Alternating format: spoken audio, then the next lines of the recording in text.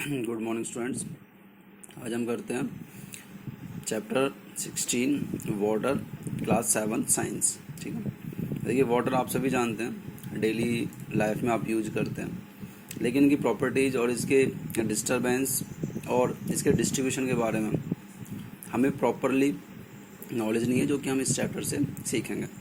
Water is a renewable natural resource. Renewable है, आप इसे फिर से पैदा कर सकते हैं, फिर से इसे बना सकते हैं, क्योंकि एक साइक्लिक मूवमेंट में ये मूव करता रहता है। It is a vital body fluid, बहुत ही आवश्यक बॉडी फ्लूइड है, विच रेगुलेट्स लाइफ प्रोसेस, जो कि कंट्रोल करता है लाइफ प्रोसेस को, सच एज जैसे डाइजेशन ऑफ फूड हो गया आपका, ट्रांसपोर्टेशन ऑफ न्यूट्रिएंट्स हो गए, एक जगह से दूसरी जगह जो आपके न्यूट्रिएंट्स मूव करते हैं बॉडी में, एक्सक्रीशन ऑफ बॉडी वेस्ट हो गया, जो बॉडी के वेस्ट होते हैं वो रिलीज करते हैं, तो उन सब में इसका बहुत बड़ा योगदान होता है। It is also required for the germination of seed की जर्मिनेशन के लिए भी इसकी ज़रूरत पड़ती है।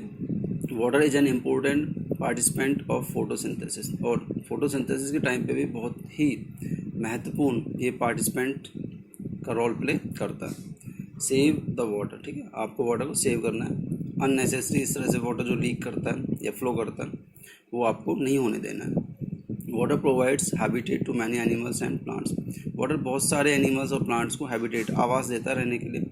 All animals and plants living in water are adapted to live in water. जो भी एनिमल और प्लांट पानी में रहते हैं वो पानी के अनुकूल होते हैं, ठीक है, मीन्स अपनी लाइफ को वाटर के अंदर वो आसानी से मेंटेन रख सकते हैं।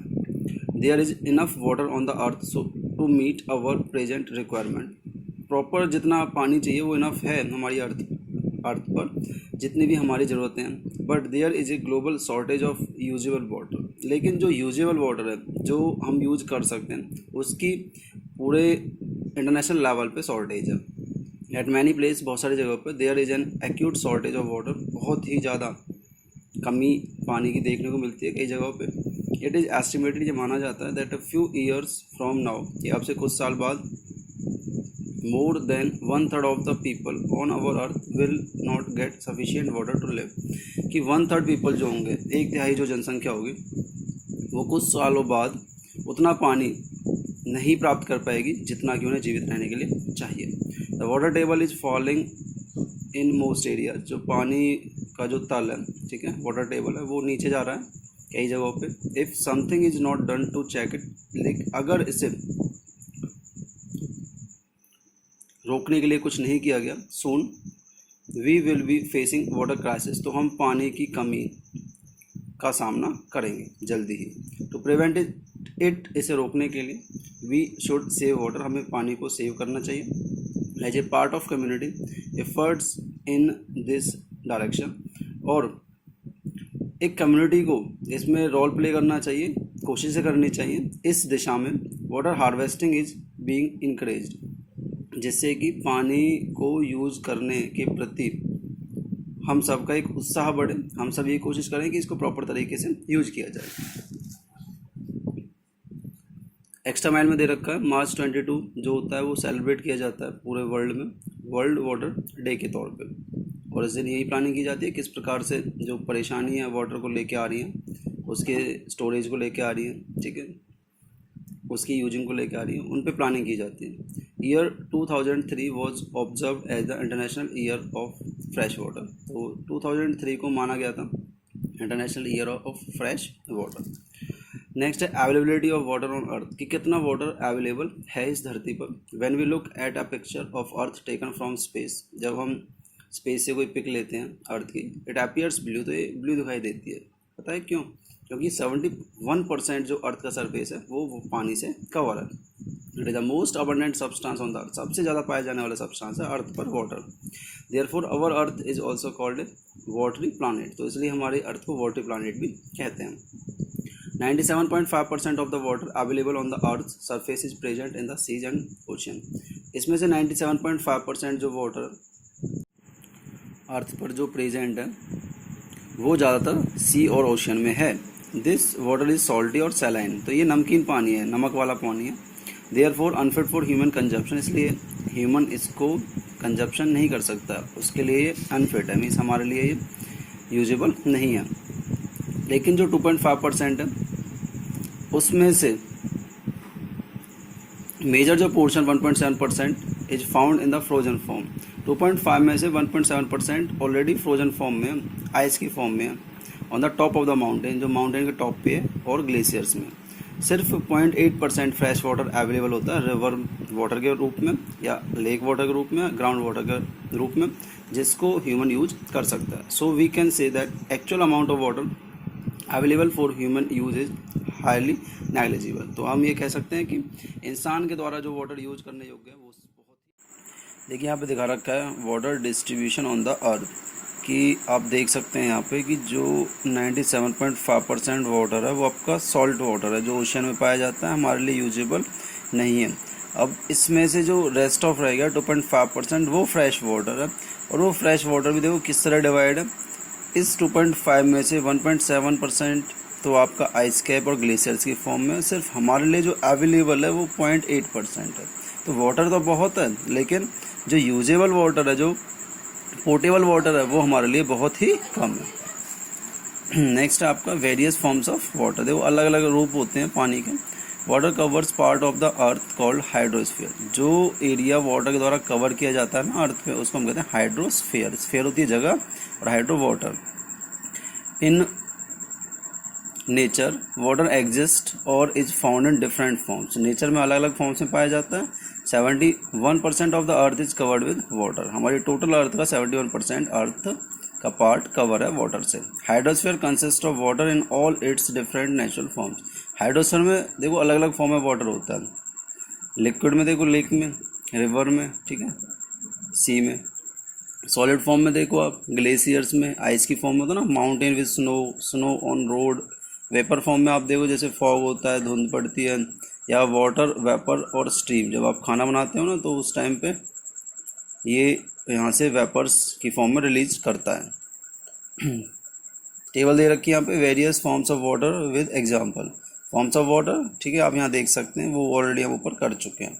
नेक्स्ट है वाटर साइकिल और hydrological cycle. You know that water exist in 3 forms. आपको पता है, सॉलिड, लिक्विड और gas. The continuous cycling of water among it's 3 forms keeps the total amount of water constant in nature. जो ये तीनों form है जो वाटर की हैं, इनमें कंटिन्यूअस साइकिल होती है, जिसकी वजह से ये फॉर्म कांस्टेंट रहती है, इनमें ज़्यादा डिस्टर्बेंस नहीं होता। This is done by water cycle. ये वाटर साइकिल की वजह से ऐसा होता है, जिसे हम हाइड्रोलॉजिकल साइकिल भी कहते हैं।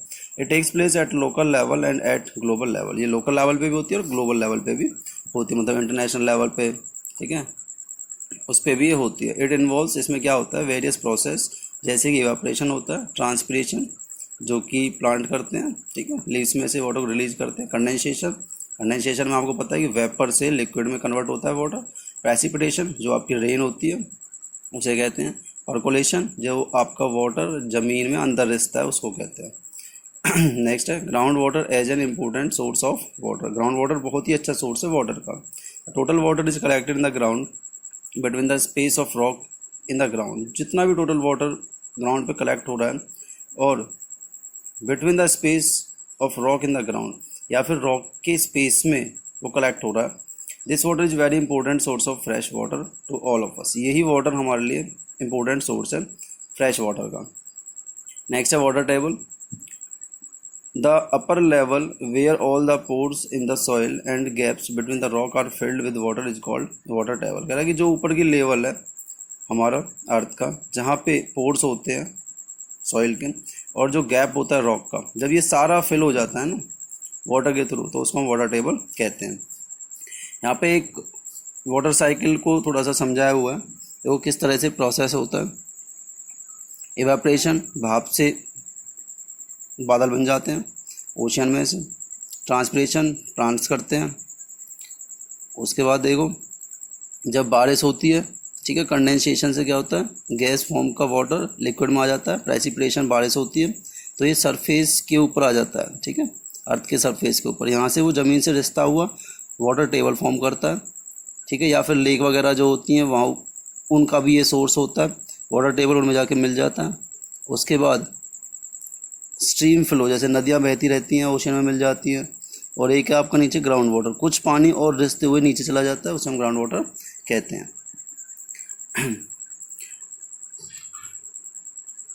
देखो वाटर टेबल अब मेजर कैसे करते हैं,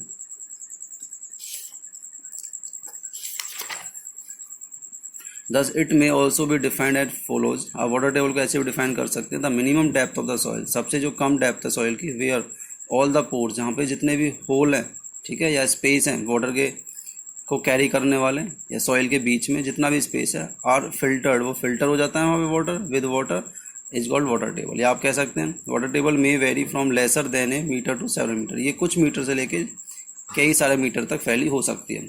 water table varies from place to place, ये अलग अलग जगह पे अलग अलग होती है, सीजन टू सीजन भी वेरी करती है। आप गर्मियों में देखते हैं कि जनरली हमारे गाँव में क्या होता है कि वाटर टेबल नीचे चला जाता है, तो आपके जो मोटर वगैरह होती हैं या समरसेबल होते हैं वो कम पानी देते हैं, लेकिन जैसे बारिश होती है तो उनका फ्लो बढ़ जाता है। It falls down during summers, ठीक है, rises up during rainy season. Next, factor affecting water table, कौन से फैक्टर हैं जो इसको अफेक्ट करते हैं। Water table is affected by the following factors, average rainfall in that area, कि वहाँ पे रेनफॉल कैसी है, एवरेज है या नहीं है, use of the ground water, और ग्राउंड वाटर को कितना यूज किया जा रहा है, इन दोनों चीज़ों के ऊपर डिपेंड करती है। Causes for the lowering of water table, अब ये लोअर क्यों जा रही है, वाटर टेबल नीचे क्यों जाती जा रही है, या तो वहाँ पे पुअर रेनफॉल होगी, कम बारिश होगी, या वहाँ का ग्राउंड वाटर ज़्यादा यूज किया जाएगा।